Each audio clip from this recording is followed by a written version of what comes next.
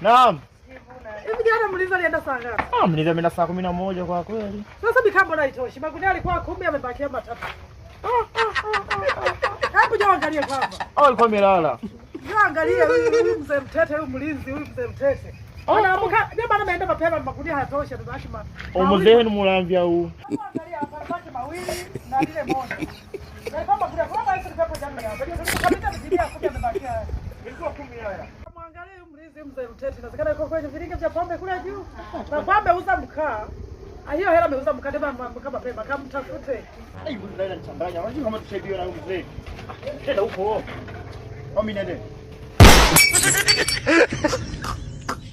A few moments later. Kumekucha. I wonder. Niamka asubuhi mkaa hamna. Na mliza ameamka leo saa 10. Ndio maana kila siku naamka mapema. Utaona wewe mwenyewe. Hivi ndio mliza. Kila siku.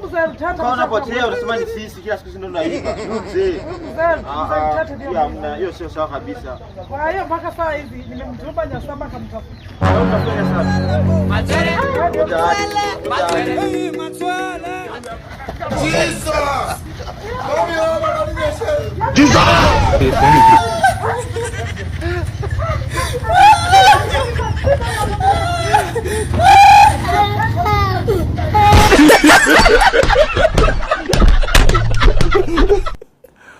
Aduh bobo.